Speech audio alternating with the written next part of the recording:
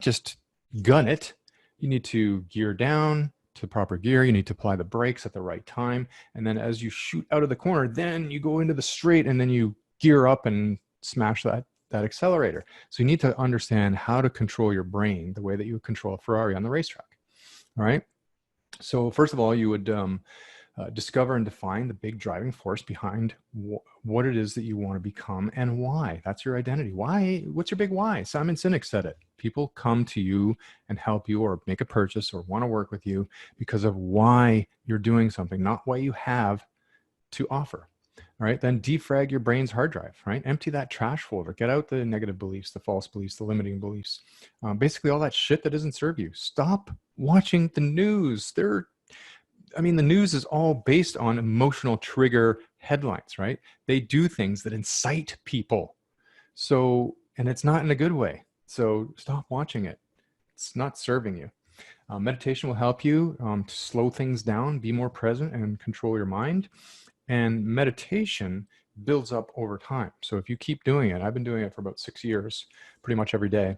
And so over time, what ends up happening is when you're in the heat of the moment, meditation forms in your brain and imprints in your brain in a way that allows you to just slow things down, right? When you're in the heat of the moment, and you can do that standing 10 count success filter thing. If you're constantly reacting and that's what your brain knows to do, then that you're reacting to the emotions that are going on, you'll never be able to do the standing 10 count success filter because you'll always be reacting. Then afterwards you go, oh, why didn't I slow down and just do that standing 10 count success filter thing that Shane taught me about? Because an emotion only lasts for 9 seconds. If I can just slow things down for 10 seconds, then that emotion goes away and I can react in a way that is embedded to my intentions, what I really want.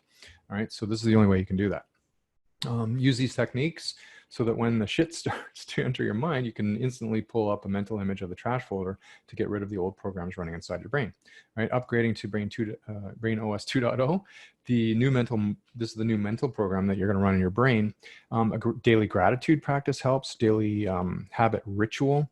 A being statement, meaning what is it that you want to become, right? And then you start being it. And if you don't believe it, then what ends up happening is if you say, well, I'm not good enough to do this, then that imprints in your brain. So just talk about it as though it's already happened. Like I'm working on this and being successful on blah, blah, blah, blah, whatever it is. It's kind of like an affirmation, but it's not really an affirmation. I don't believe in just affirmations. I believe in having good, positive self-talk thoughts that are going through, right? And having a being statement that you can use as an anchor, meaning what's the identity of the person you're trying to become? If you don't know what that looks like, look to the people that you appreciate, that you respect, that you might learn from and look up to. And what you do is you just borrow some of their characteristics and their habits and their talk and lay it into yourself so that you're becoming them before you are actually that person. That will help. Right? Use that 10-second filtering method, and then define a power moment. So whenever that negative stuff starts to come up and you start feeling, the pangs in your stomach, like let's say you're going on stage and you have a fear of going on stage because when you were a kid, you were told to shut up all the time, stay in the corner. Kids are meant to be seen and not heard. Well, so then that emotion starts to rise up and you start feeling nervous, and then you might get out on stage and then forget what you're talking about, or, have the sweats or whatever. So if you define a power moment, this is how you can kind of just overcome it in an instant. And so a power moment is, think back to a time where you felt very powerful. You felt really good. People were probably giving you accreditation for whatever it is you did. And you felt like you were really contributing to something great in the world. And if you have to, I know people who tattoo it right on their arm so that they have their power moment right there.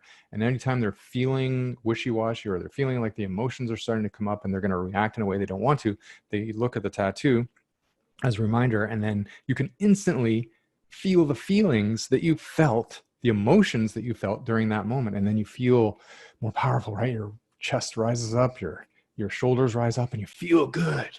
Right? That's a good way to do it. So the 10-second filtering method, but if you can't even get to that point, do the power moment and then the 10-second filter, and boom, within 15 seconds, you can be back to what you want to be doing.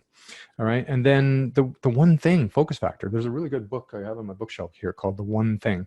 And this is where I kind of got some of this stuff from. But apply the Pareto principle to all that you do, which is basically just focus on one thing at a time and do it in increments.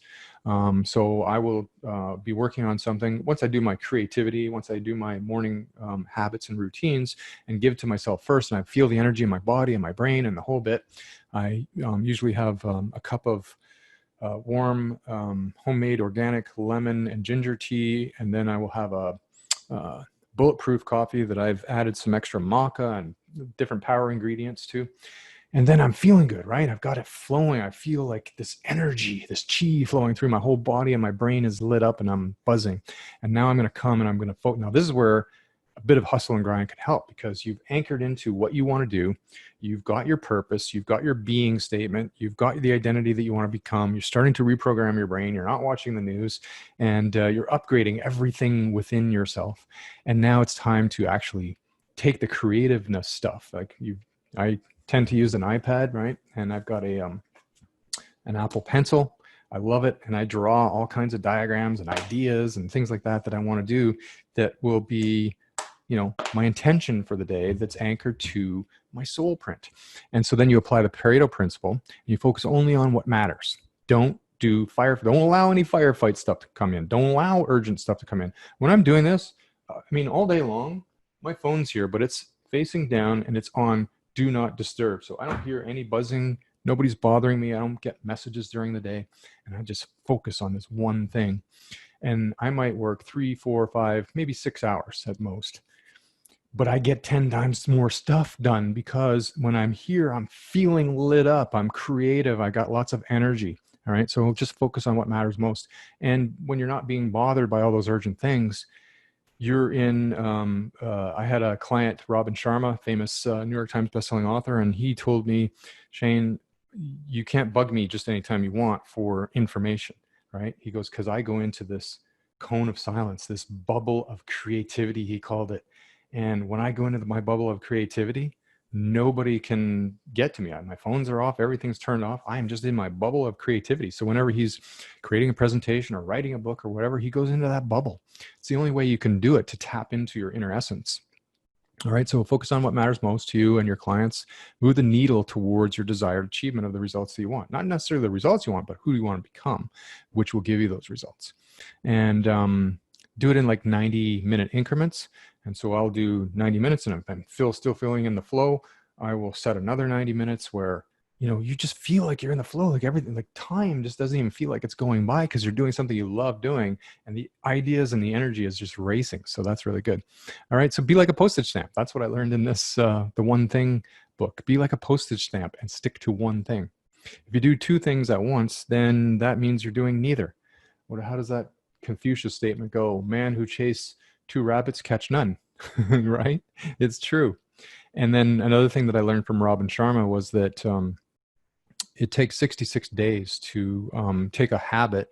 When you're starting doing that 1% every day, taking a habit to automaticity, meaning you're just doing it without even really thinking about it. So if you want to form good new habits, do it for 66 days and it will be automatic for you. So exercise that daily habit without fail, and use, if you have to, use the method acting tactic to become the person that you want to be, to acquire their characteristics, right? Look to somebody that you really look up to, that you want to be like, right? And start